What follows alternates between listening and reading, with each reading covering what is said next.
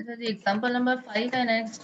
इसमें हमारे पास एक नॉन एलिमेंट्री सोल्यूशन आएगा, उसको सॉल्व करने का मेथड है किस तरह से कि dy बाई डी एक्स बराबर है किसके, e power minus x square. अब आप जानते हैं कि e power minus x square की आप डायरेक्ट इंटीग्रेशन कर सकते हैं, e power minus x square, ठीक है।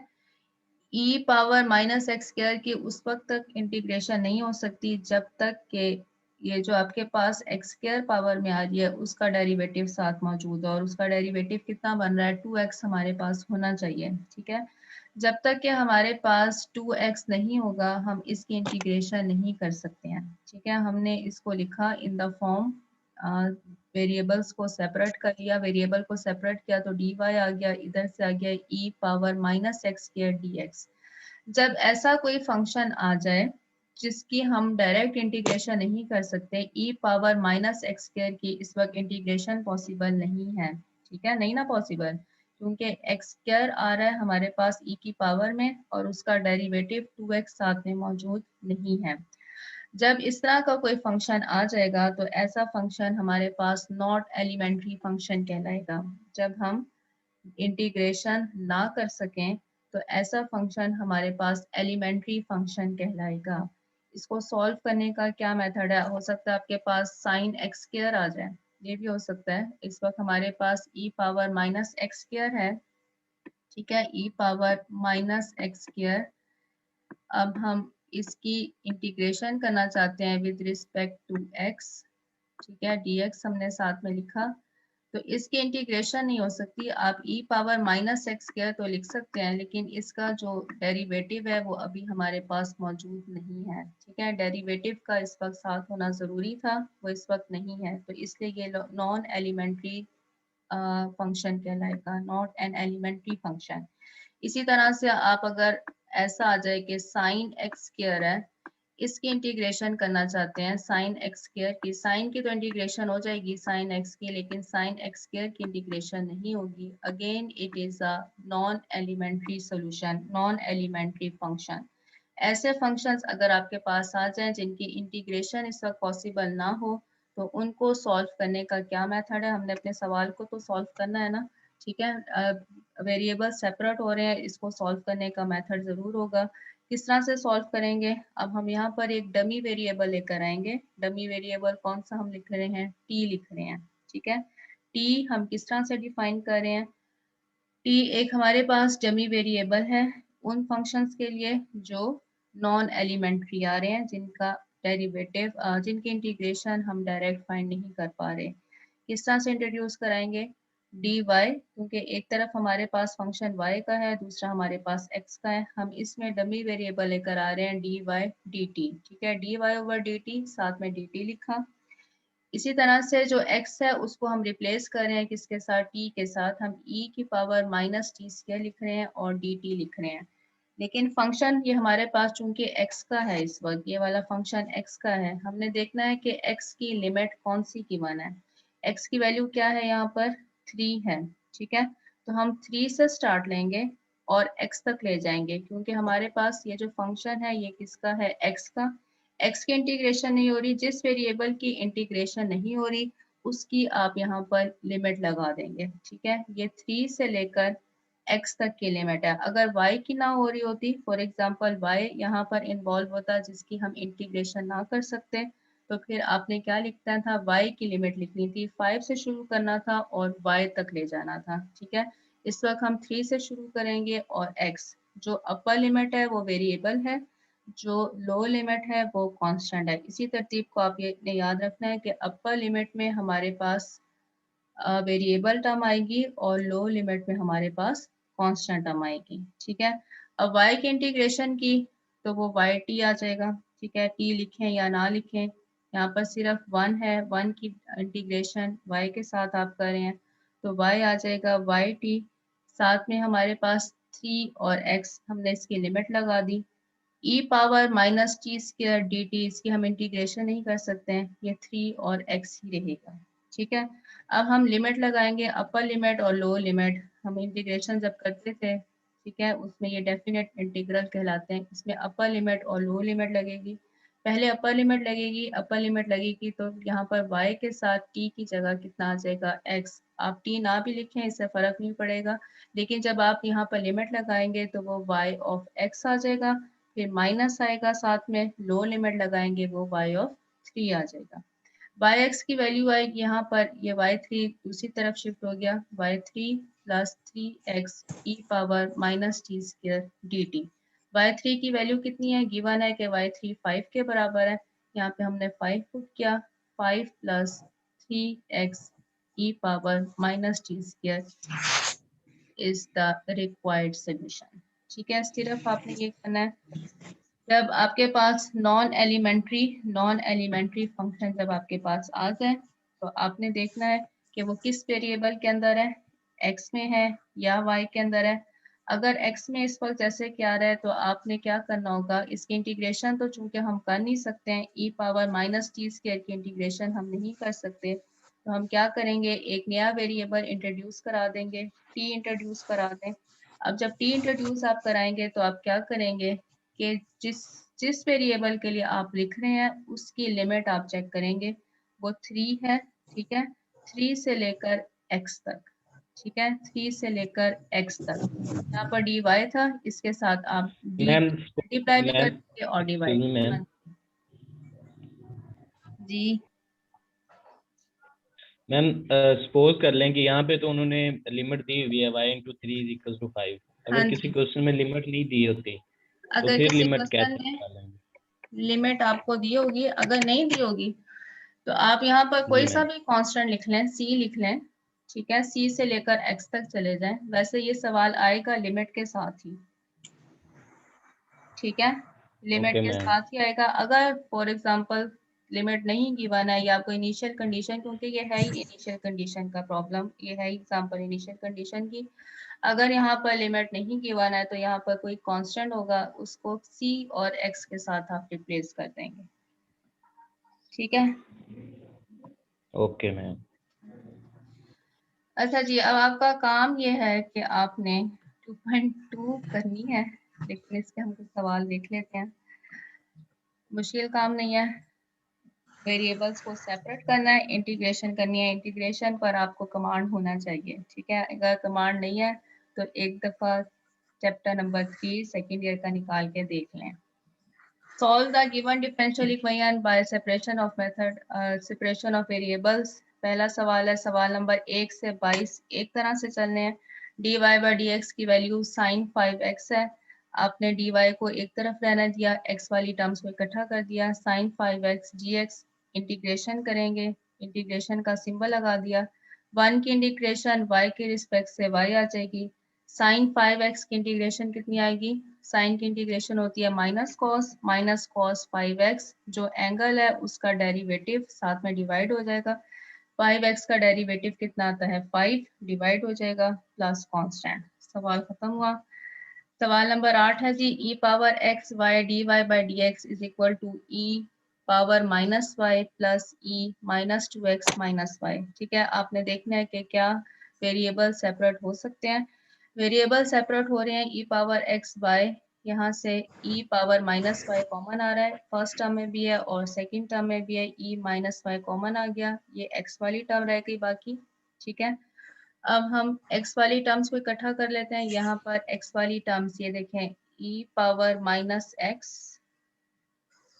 ये वाली ई पावर माइनस वाई था, इसको दूसरी तरफ लेकर गए हैं तो वो ई पावर वाई बन गया, ई पावर वाई और वाई, ये वाला ई पावर एक्स हम इसको दूसरी तरफ लेकर जाना चाह रहे हैं तो ये ई पावर माइनस एक्स। ठीक है, जिस तरह मर्जी आप वेरिएबल्स को सेपरेट कर दें। ठीक है, आपको जो मेथड आसान लगे आप इसको बेशक पहले डिवाइड करके लिख लें, जैसे भी आप करना चाहें।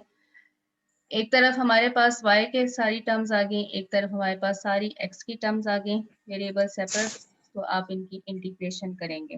ठीक है, इंटीग्रेशन, अब यहाँ पर कौन सा रूल लगेगा इंटीग्रेशन का, ई वाई और साथ में वाई है, इंटीग्रेशन कैसे करेंगे, integration by part. Integration by parts. ठीक है, इंटीग्रेशन बाय पार्ट्स, और ये डायरेक्ट हो जाएगी। E power minus x exponential function की इंटीग्रेशन एज इट इज रहती है। सिर्फ आपने ये देखना है कि अगर आप -x है तो -1 साथ में डिवाइड हो जाएगा, -3x तो -3 साथ में डिवाइड हो जाएगा। सर इंटीग्रेशन बाय पार्ट्स की, ठीक, अब इंटीग्रेशन में आपको नहीं बताऊंगी। यहाँ पर कांस्टेंट आ रहा है, ये सॉल्व हो गया सवाल आपका, आपका रिजल्ट आ गया। ठीक है, मेथड एक ही है, वेरिएबल्स यस मैम। सेपरेट करना है, इंटीग्रेशन आपने करनी है, इंटीग्रेशन करने के बाद आपका रिजल्ट आ जाता है। ठीक है, नेक्स्ट यहाँ पर सिर्फ ये है कि n आया हुआ है, n है dependent variable, t ma'am independent. जी मैम ये बाय पार्ट से जो किया है ये एक दफा रिवाइज करवा देना। क्यों जी, रिवाइज क्यों कराना है, मुझे ये बताओ। मैम भूल गया, इंटीग्रेशन काफी दिन हो भूल गया। नहीं, आप यही तो मैं कह रही हूँ, अगर भूल गया तो इंटीग्रेशन बाय पार्ट्स, आप इंटीग्रेशन का नहीं चक्कर। मैम आ जाएगी समझ, एक दफा करवा देना बस। अच्छा जी, इंटीग्रेशन कर दे, ये वाला कर लेते हैं। यहाँ पर e पावर y है और y है। ठीक है, आपने देखना होता है, एक तो वो रूल होता है आइलेट वाला, वो आपने शायद पढ़ा हो, वो वाला देख लें, या आप ये देख सकते हैं कि दो फंक्शंस है हमारे पास, डेरिवेटिव लेते हैं तो पावर कम हो जाती है, इंटीग्रेशन करते हैं तो पावर बढ़ जाती है। ऐसे ही होता है ना, डेरिवेटिव लेने से पावर कम से कम होती जाती है, इंटीग्रेशन यस मैम। बढ़ा देता है। और एक्सपोनेंशियल फंक्शन का डेरिवेटिव भी वही होता है और इंटीग्रेशन भी सेम रहती है। e पावर y का डेरिवेटिव e पावर y ही होगा और e पावर y की इंटीग्रेशन भी e पावर y ही होगी। यहाँ पर जो ये y है, इसको हमें एज अ फर्स्ट फंक्शन लेना है ताकि ये खत्म हो जाए। ठीक है, y का जब हम डेरिवेटिव लेंगे तो 1 हो जाएगा। अब क्या होता था, रूल क्या है इंटीग्रेशन बाय पार्ट्स का, कि ये आपके पास फर्स्ट फंक्शन को u के साथ शो करते हैं, सेकंड फंक्शन को v के साथ शो किया। आपने क्या करना होता है, पहले u लिखना होता है जिसका आप डेरिवेटिव ले सकते हैं। ठीक है, और आपका काम ये है कि आपने इस इंटीग्रेशन को सॉल्व करना है, y की पावर को बढ़ाना नहीं है बल्कि उसको कम करना है। ठीक है, तो डेरिवेटिव लेने से पावर कम होती है। फर्स्ट जो इंटीग्रेशन बाय पार्ट्स में फर्स्ट फंक्शन जो हम ले रहे होते हैं उसका हम डेरिवेटिव ले रहे होते हैं। ठीक है, क्या रूल होता था कि आप u को लिखें, फर्स्ट को इंटीग्रेशन करें, फर्स्ट फंक्शन को एज इट इज लिखें, इंटीग्रेशन करें सेकंड फंक्शन की, ई वाई की इंटीग्रेशन कर दें, ये पहला, फिर माइनस का साइन आता है, फिर क्या होता है, इंटीग्रेशन आती है, डेरिवेटिव हम लेते हैं किसका, फर्स्ट फंक्शन का। ठीक है, y का डेरिवेटिव, इंटीग्रेशन हम करेंगे सेकंड फंक्शन की, dy और dy। वैसे यहाँ पे माइनस साइन कैसे आ गया, माइनस तो नहीं आना चाहिए। ठीक है, ई वाई की इंटीग्रेशन हो जाएगी, फर्स्ट फंक्शन सेकंड की integration, first function as it is, second की इंटीग्रेशन, माइनस इंटीग्रेशन के अंदर हम ये सारा काम करते हैं क्या, कि फर्स्ट फंक्शन का डेरिवेटिव लेते हैं, इंटीग्रेशन करते हैं सेकंड फंक्शन की और इस पूरे की हम इंटीग्रेशन कर रहे होते हैं। ठीक है, तो y की इंटीग्रेशन 1 हो जाएगी, ई वाई की इंटीग्रेशन ई वाई ही रहेगी। ठीक है, यहाँ पर ये एक नेगेटिव साइन, पता नहीं मैंने क्यों लिखा है, ये प्लस प्लस ही रहेंगे। ठीक है, और अगेन ई वाई की इंटीग्रेशन करेंगे तो ई वाई ही आएगा। सही है, तो यहाँ पे दरमियान में माइनस का साइन होगा,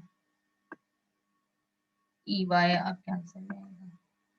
ठीक है, ये integration by parts. Thank you ma'am.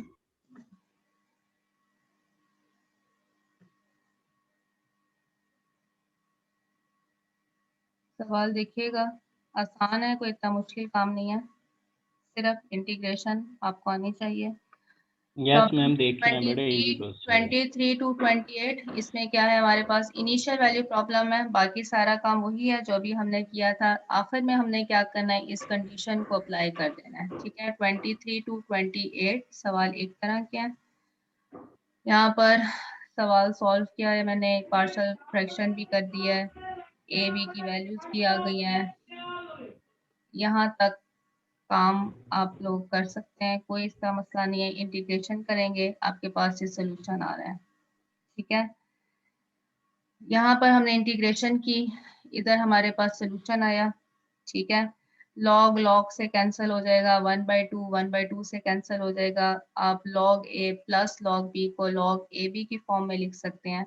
ठीक है, कंडीशन अप्लाई करेंगे y2 equals to 2। Given condition apply करने का मतलब मकसद ये होता है कि आप इस कांस्टेंट की वैल्यू फाइंड कर लें। ठीक है, y2 x की जगह भी हमने 2 रखना है, y की जगह भी 2 रखना है। x की वैल्यू 2 है, y की वैल्यू 2 है। हम इसको एक पहिया नंबर b में लिखेंगे। x की वैल्यू भी 2 और y की वैल्यू 2 लिखने से हमारे पास कांस्टेंट की वैल्यू 1 आ जाती है।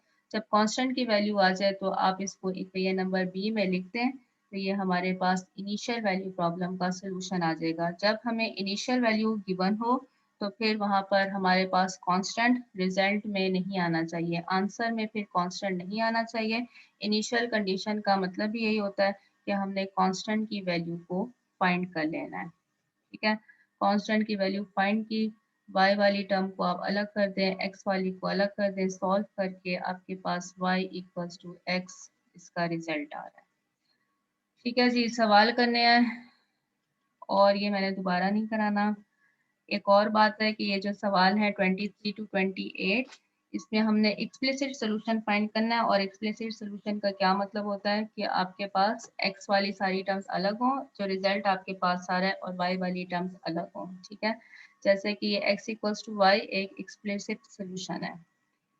यहाँ पर जो अगला सवाल है उसमें ये रिजल्ट आ रहा है हमारे पास के tangent inverse 2y pi by 4 minus tangent inverse x square है। ठीक है, इसको आपने y की फॉर्म में रिजल्ट लेकर आना है कि y किसके बराबर आ रहा है। तो y किसके बराबर आएगा, इसको आपने सॉल्व करना होगा। टेंजेंट इनवर्स को उठाकर दूसरी तरफ लेकर जाएंगे तो वो टेंजेंट बन जाएगा। टेंजेंट a माइनस बी का फार्मूला लगाएंगे। ठीक है ना, टेंजेंट के फार्मूले पढ़े हुए हैं ना, टेंजेंट a माइनस बी का फार्मूला लगाएंगे। यहाँ पर ये फार्मूला लगेगा, यस मैम। की वैल्यू आ जाएगी।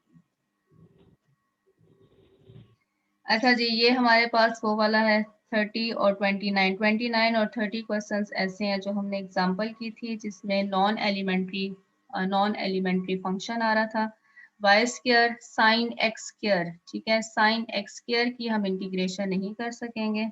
ठीक है, वाई स्क्वायर की इंटीग्रेशन हो जाएगी, लेकिन साइन एक्स स्क्वायर की इंटीग्रेशन नहीं होती, साइन एक्स की होती है। साइन एक्स स्क्वायर की इंटीग्रेशन के लिए लाजमी तौर पर उसका डेरिवेटिव साथ होना चाहिए था 2x, एक्स स्क्वायर का डेरिवेटिव 2x। ठीक है, एंगल का डेरिवेटिव अगर नहीं है तो इसका मतलब है कि ये एक नॉन एलिमेंट्री फंक्शन है। हमें यहाँ पर डमी वेरिएबल इंट्रोड्यूस कराना है, डमी वेरिएबल हम t लिख लेंगे। अब आपने देखना है कि ये x की चूंकि हमारे पास इंटीग्रेशन नहीं हो रही है, तो आपने x की लिमिट लिखनी है -2 से लेकर x तक, -2 से लेकर x तक। बाकी आपने x की जगह t लिख लेना है और यहाँ पर dt को मल्टीप्लाई भी करा देना है और डिवाइड भी करा देना है। ठीक है, yes ma'am. Ma'am time and हो गया, नहीं जरा ये जरा खत्म दूसरा लिंक आ गया मैम। आने दो, अनम ही है ना, खैर वो मेरी बहुत ज्यादा क्लासें ले लेती होती है। अच्छा जी,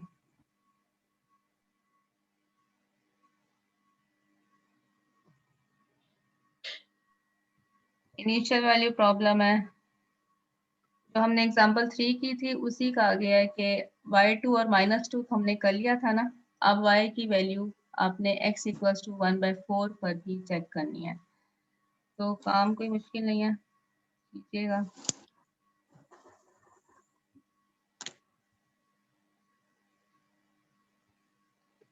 थर्टी टू 34% आपने करने हैं। ठीक है, 34% तक आपने काम करना है। 32 है कि find a solution of differential equation, first order differential equation है, passes through the indicated point. सिर्फ यह है कि सवाल को थोड़े डिफरेंट मेथड से दिया हुआ है, आपको पॉइंट गिवन है। ठीक है, डिफरेंशियल इक्वेशन है, आपने इसकी सेपरेट कर दिए वेरिएबल्स, वेरिएबल सेपरेट करने के बाद हमारे पास एक सोल्यूशन आ गया। सोल्यूशन आ गया तो अब आपको जो पॉइंट गिवन है, पॉइंट गिवन है किस तरह से 0 और 1 की फॉर्म में, मतलब कि इनिशियल कंडीशन ही है लेकिन पॉइंट की फॉर्म में गिवन है। x की वैल्यू 0 है और y की वैल्यू कितनी है 1। हम इनकी वैल्यूज को पुट करेंगे। अगर आपके पास रिजल्ट मैच कर रहा है 1 = 1, तो इसका मतलब है कि गिवन डिफरेंशियल इक्वेशन इस पॉइंट में से पास हो रही है। ठीक है, अगर यहाँ पर 1 इक्वल्स टू 1 आ जाता है या 2 इक्वल्स टू 2 आ जाता है, इक्वेशन सेटिस्फाई हो जाती है, तो इसका मतलब है कि गिवन डिफरेंशियल इक्वेशन इस पॉइंट में से पास हो रही है। और अगर ये इक्वेशन सेटिस्फाई नहीं होती तो फिर हम लिखेंगे कि गिवन डिफरेंशियल इक्वेशन इस पॉइंट में से पास नहीं हो रही है। जैसे कि यहाँ पर आ रहा है कि 0 इक्वल्स टू 1, तो हम लिख देंगे given differential equation does not passes through the given point. ठीक है,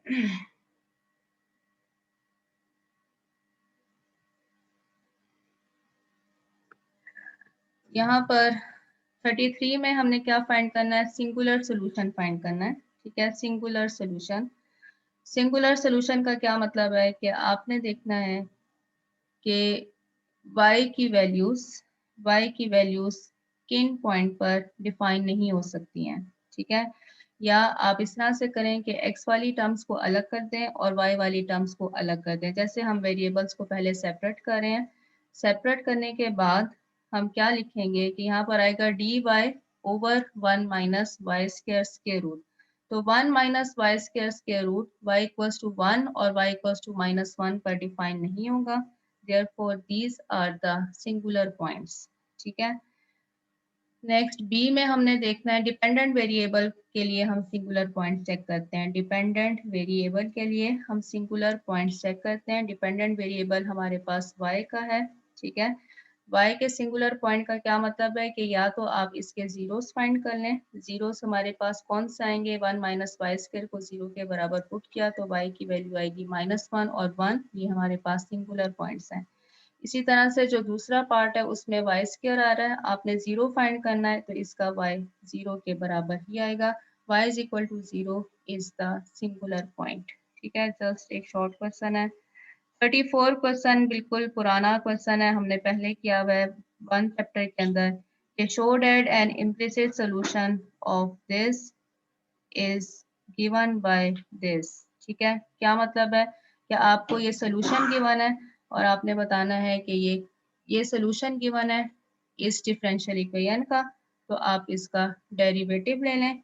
डेरिवेटिव अगर आपके पास इस इक्वेशन के बराबर आ जाता है तो फिर ये गिवन डिफरेंशियल इक्वेशन का सोल्यूशन है। जैसे हम पहले काम करते थे, आपने जो सोल्यूशन है उसका डेरिवेटिव ले लेना है।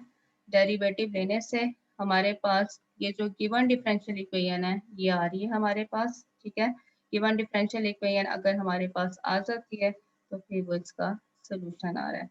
आपने इसके सिंगुलर पॉइंट भी बताने हैं। सिंगुलर पॉइंट का क्या मतलब है कि आपने यहाँ पर जो y वाली टर्म है साइन स्क्वायर y हमारे पास जीरो, इसके जीरो कैलकुलेट कर लेंगे। साइन स्क्वायर y के जीरो कहाँ पर होते हैं, n पाई के ऊपर, where n belongs to the set z। ठीक है जी, यहाँ तक काम कीजिएगा और कल तक कोई प्रॉब्लम अगर आपको नजर आए तो पूछ लीजिएगा। ओके जी, अल्लाह हाफिज। ओके मैम, अल्लाह हाफिज।